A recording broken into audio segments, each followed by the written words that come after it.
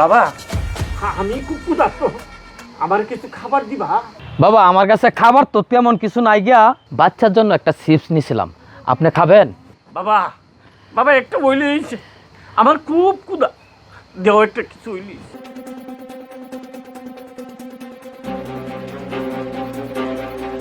হ্যাঁ, তুই এনে দাঁড়ায় রেছিস, ব্যাগটা কই? ব্যাগটার মাঝে এই টাকাটা রাখ। কিসের ব্যাগ? তোর কাছে একটা ব্যাগ দিলাম না? এই ব্যাগ তো আমি গরিব রেখে দিছি। ইয়াল্লা, সব বনাশ করছিস তুই। এই ব্যাগ গরিবে দিয়ে দিছিস। এই ব্যাগের মাঝে আমার দোকানের, গুডাউনের, বাসার সকল কিছু এখানে রাখছিলাম। আর তুই এই ব্যাগ কারে দিছিস? কোন গরিব লোকটারে দিছিস? লোকটা কই? তাড়াতাড়ি আয়, তাড়াতাড়ি আয়। ভাই এই যে লোক।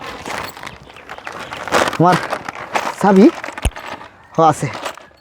আরে আঙ্কেল, আপনি? ভাই আপনি কি ওনারা চিনেন নাকি? আরে ওনারে চিনি মানে? ওনারে তো আমি চিনি। ভাই ওনারা কিভাবে চিনেন? ওনারে কিভাবে চিনি শুনবি? তাহলে শুন। আঙ্কেল, হ্যাঁ, আপনার এখানে কম দামে বাসা ভাড়া পাওয়া যাবে? তুমি কোথায় থেকে আসছো? আমি আসলে আঙ্কেল গ্রাম থেকে আসছি একটা চাকরির খুঁজে। এখন একটা কম দামের একটা বাসা খুঁজতেছি, কোথাও পাইতেছি না। অনেক দামি দামি বাসা, আমার কাছে তো এত টাকা নাই, আমি দামি বাসায় থাকতে পারবো না। যদি একটা কম দামি বাসা পাইতাম তাহলে উঠতাম, ওইটা একটা চাকরির সন্ধান করতাম। বাবারে, তুমি কম দামের বাসা খুঁজতেছো? আমার না একটা ছোট্ট রুম আছে, তোমার আমি দিলাম, কিন্তু এই শহরে তুমি চাকরি কোথায় পাবা? আজকাল যে অবস্থা, সব কিছু পাওয়া যায়, কিন্তু বাবা চাকরি পাওয়া যায় না।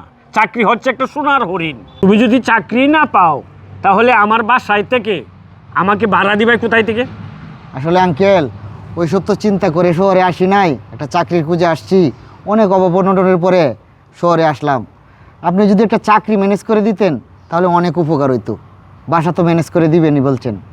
তাহলে আমার একটা ছোট্ট কারখানা আছে, সেখানে তুমি চাকরি করবা? জি আঙ্কেল, যত নিম্নমানের চাকরি হোক আমি করতে রাজি আছি। ঠিক আছে, তাহলে চলো আমি দেখাই তোমারে। আচ্ছা আঙ্কেল, চলো। শুনলি তো এখন আমার কথা? ও তাহলে উনারই অবস্থা কেন ভাই?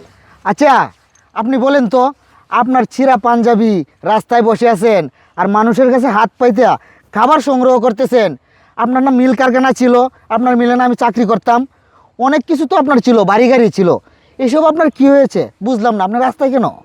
বাবারে, আমার সব শেষ।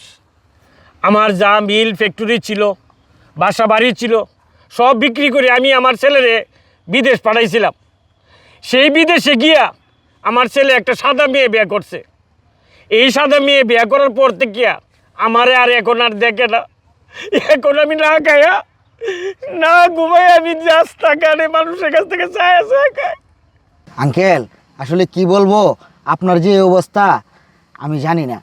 আজকে আমি আপনার জন্যই কয়েকটা ব্যবসা প্রতিষ্ঠানের মালিক। আপনি আমাকে এ পর্যন্ত এইরকম প্রতিষ্ঠিত করেছেন, আর আপনি রাস্তায় বসে মানুষের কাছ থেকে হাত পেতে খাবার নিচ্ছেন, ছিঁড়া পাঞ্জাবি পরে আছেন।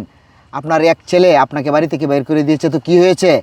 আপনি চলেন, আপনার আরেক ছেলে বেঁচে আছে, আমার বাড়িতে থাকবেন, খাবেন, আসেন। চলো বাবা।